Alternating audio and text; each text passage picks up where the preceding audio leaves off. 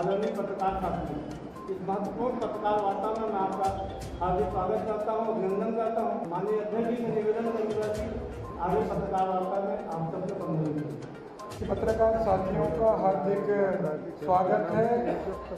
महंगाई को लेकर पूरे देश भर में जन जागरण अभियान 14 नवंबर से 29 नवंबर के बीच में चल रही है।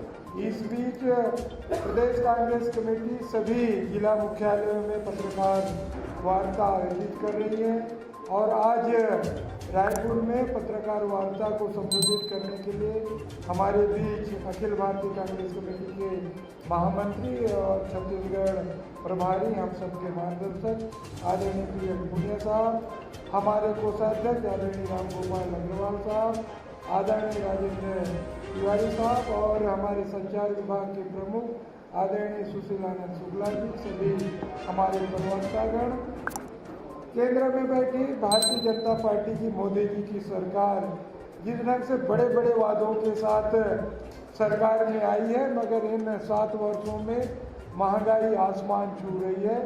तो पूरा पत्रकार वार्ता को संबोधित आदरणीय पीएल पुनिया साहब करेंगे। मैं ऐसा सम्मान आदरणीय पीएल पुनिया साहब को आमंत्रित करता हूँ। आदरणीय पीएल पुनिया साहब, इस पत्रकार वार्ता में स्वागत है। पहले अध्यक्ष जी ने स्पष्ट रूप से आपको अवगत कराया कि जन जागरण अभियान जो चल रहा है, जन जागरण पद यात्रा चल रही है, वो जनता तक संदेश केवल यही पहुंचाने के लिए कि जो महंगाई आसमान छू रही है और उस महंगाई को के लिए कोई प्राकृतिक कारण नहीं है, कोई अन्य कोई दोषी नहीं है, बल्कि सरकार, केंद्र सरकार स्वयं इसके लिए दोषी है। ये संदेश जन जन तक पहुंचाने के लिए पद यात्रा का भी आयोजन किया गया है और उसी सिलसिले में आज सभी जगह पत्रकार वार्ता का आयोजन भी किया गया है। पेट्रोल अब अधिकांश जगह 10 रुपये एक्साइज ड्यूटी से कम करने के बाद भी और डीजल की 5 रुपया 10 रुपया कम करने के बावजूद भी जगह जगह पर पेट्रोल की कीमत 100 रुपये से ज़्यादा प्रति लीटर है। खाने के तेल में 200 रुपया प्रति लीटर और रसोई गैस 1000 रुपया प्रति सिलेंडर। तो ये महंगाई मैं आपको इसका एक चार्ट दूंगा, पेश करूंगा। इसमें चाहे वो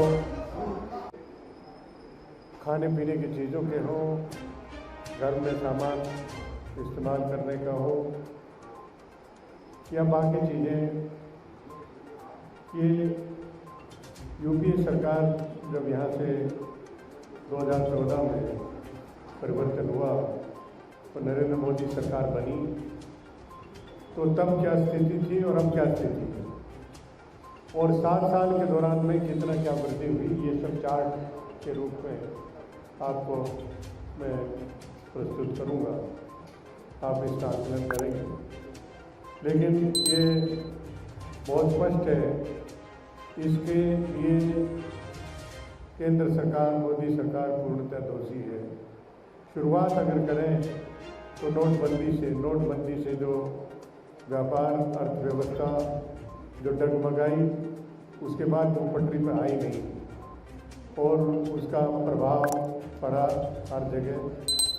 फिर जब जो GST, goods and services tax, उसमें भी अनेक महत्वपूर्ण वस्तुओं पर, खाने पीने की चीज़ों पर, किसान की खेती किसानी में इस्तेमाल करने वालों पर, उन पर अनेक स्लैब के बड़े बड़े लंबे ज़्यादा दर पर टैक्स लगा दिया गया। और भी अनेक कारण थे जिसके कारण एक्साइज ड्यूटी, जो पेट्रोल डीजल के दाम जो बढ़ते हैं तो हर चीज़ के दाम बढ़ते हैं। जो खाने पीने की चीज़ें जो ट्रक से भाड़े से लेके आते हैं, उन सब की चीज़ों के दाम बढ़ते हैं। और इसमें एक शॉर्ट में बताएंगे कि एक्साइज ड्यूटी तो केंद्र सरकार ने निरंतर बढ़ाई। जो 2014 में यूपीए सरकार थी तो उस समय पेट्रोल पे एक्साइज ड्यूटी 9 रुपये 20 पैसे होती थी, और अब उसको बढ़ाकर 23 रुपये 78 पैसे 258%। ये आंकड़े आपको पहले भी किसी प्रेस कॉन्फ्रेंस में जरूर दिए गए होंगे। और डीजल यूपीए सरकार के दौरान में 3 रुपये 40 पैसे, केवल 3 रुपये 40 पैसे एक्साइज ड्यूटी लगी थी, और एनडीए में अब 28 रुपया 37 पैसे है, जो कि 820% है डीजल पे। और एक्साइज जो इस तरह से जो इकट्ठी की है यूपीए सरकार के दौरान में, साल भर में 99,000, ये नोट कर लें क्योंकि ये आंकड़े उसमें नहीं दिए शिकायत में। तो यूपीए सरकार के दौरान में प्रत्येक वर्ष 99,000 करोड़ प्रति वर्ष वसूलते थे एक्साइज के रूप में, और अब एनडीए सरकार के दौरान में 4,51,000 करोड़ प्रति वर्ष वो वसूला जाता है। और 7 साल के दौरान में एनडीए सरकार ने 25 लाख करोड़ रुपया वसूल किया है एक्साइज ड्यूटी के रूप में। ये आपको बताने का आवश्यक है। और कोरोना काल में सब कुछ बंद था, चारों तरफ बंद था, लेकिन उस समय भी एक्साइज ड्यूटी लगाते रहे और कीमतों में वृद्धि होती रही। कीमतों में वृद्धि पेट्रोल में 13 रुपया इस कोरोना काल के दौरान में, और डीजल में 16 रुपया प्रति लीटर। तो ये दाम भी बढ़ाए। और ये आमतौर से पहले जो होता था कि कच्चे तेल की कीमतें अगर बढ़ती थी तो पेट्रोल डीजल के दाम बढ़ा दिए जाते थे, एलपीजी गैस के दाम बढ़ा दिए जाते थे। लेकिन यहाँ तो अगर क्रूड ऑयल प्राइसेस, कच्चे तेल की कीमतें कम भी हों, उसके बावजूद वो पेट्रोल डीजल के दाम बढ़ते गए।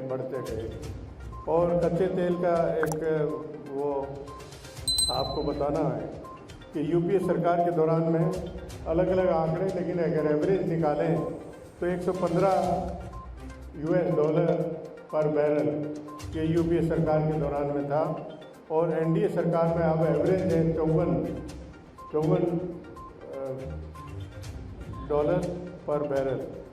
तो इस तरह से जो आधी कीमत रहते हुए और जो कीमतें 71 रुपया थी यूपीए सरकार के दौरान में पेट्रोल पर, वो अब 100 रुपये से ऊपर बढ़ रही है, और 54 रुपये थे प्रति पर लीटर यूपीए सरकार के दौरान में, अब वो 90 रुपये का आंकड़ा पार कर रही है।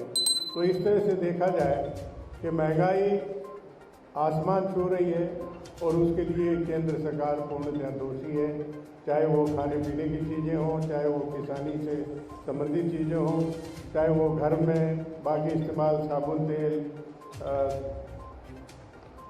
दालें, खाने की तेल, सोयाबीन ऑयल, मूंगफली का तेल, प्याज, शक्कर, इसमें हर चीज़ के दाम हमने कंपेयर करके आपको दिए हैं। तो ये इसके लिए पूर्णतः केंद्र सरकार दोषी है, और उसी को बताने के लिए ये आज प्रेस कॉन्फ्रेंस बुलाई गई है। देखिए, जो आंकड़े हम उपलब्ध कराएंगे, जो दाल है, तेल है, उसमें एक किस्म से मोनोपोली है। 70% आंकड़े हैं, और इसका एक सर्वे भी है। 70% है जो कि इसमें खाद्य तेल और दालें 70% हिस्सेदारी सिर्फ अडानी उद्योग है। तो ये भी एक उसमें कारण है, और सरकार को सूट करता है क्योंकि उन्हें चिंता नहीं है गरीब की, मजदूर की, किसान की। उन्हें चिंता तो अपने जो मित्र गण हैं, उद्योगपति हैं, उनको अगर लाभ होता है तो सरकार को